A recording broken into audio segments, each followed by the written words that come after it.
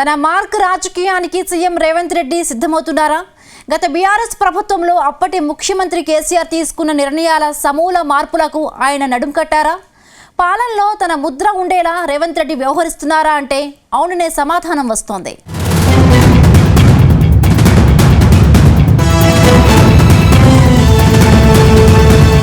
Telangana CM Revanth Reddy పాలనలో దూకుడు పెంచారు. ముఖ్యంగా తన మార్క్ రాజకీయాలతో ముందుకు అడుగులు వేస్తున్నారు. ఇందులో భాగంగా కేసీఆర్ ముద్ర లేకుండా చేసేందుకు పావులు కదుపుతున్నారన్న వాదనలు వినిపిస్తున్నాయి. గతంలో కేసీఆర్ తీసుకున్న నిర్ణయాలపైన సమీక్ష చేస్తుండటం చర్చనీయాంశమైంది. గతంలో తెలంగాణకు సంబంధించి టీఎస్ ఉండగా ఇప్పుడు ఆ స్థానంలో టీజీ తీసుకొచ్చారు. తెలంగాణలో జిల్లాల సంఖ్య నాడు 10 ఉండగా కేసీఆర్ హయాంలో 33కు పెంచారు. అయితే రేవంత్ రెడ్డి 33 జిల్లాలను 17కు కుదించబోతున్నారన్న ప్రచారం జరుగుతోంది.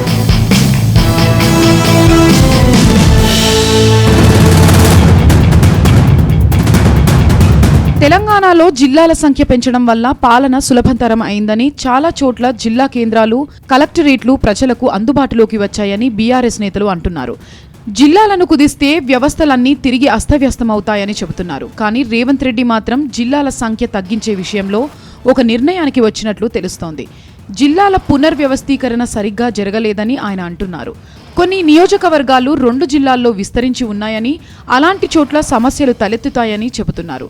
దాంతో తెలంగాణలో 17 జిల్లాలు ఉండాలని భావిస్తున్నట్లు సమాచారం.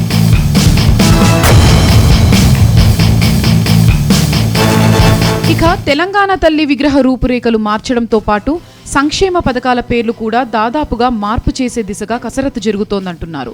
గత ప్రభుత్వంలో మన ఊరు మనబడి స్కీమ్ ఉండగా దాని స్థానంలో అమ్మ ఆదర్శ పాఠశాల కమిటీలనే కొత్త వ్యవస్థకు కాంగ్రెస్ ప్రభుత్వం శ్రీకారం చుట్టింది. రైతు బంధు స్కీమ్ రైతు భరోసాగా మార్చింది. ఆసరా స్కీమ్ చేయూతగా మార్చింది.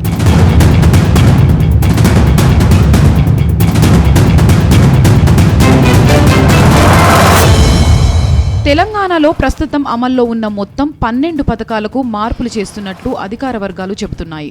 టీఎస్ ఐపాస్ పాలసీని విభజించి వేర్వేరు పాలసీలను రూపొందించబోతున్నారు. ప్రభుత్వ పాఠశాలల విద్యార్థుల కోసం రూపొందించిన సీఎం బ్రేక్ఫాస్ట్ కు కూడా ప్రత్యామ్నాయం వెదికే ఆలోచనలో ఉన్నట్లు తెలుస్తోంది. దాంతో పాలనలో బీఆర్ఎస్ మార్క్ లేకుండా చేయాలన్నదే రేవంత్ రెడ్డి ఆలోచనగా తెలుస్తోంది. లోక్సభ ఎన్నికల హడావిడి పూర్తయ్యాక స్థానిక ఎన్నికలు జరగనున్నాయి. ఆ తర్వాత క్రమక్రమంగా ఒక్కో మార్పు తెరపైకి రానున్నట్లు సమాచారం.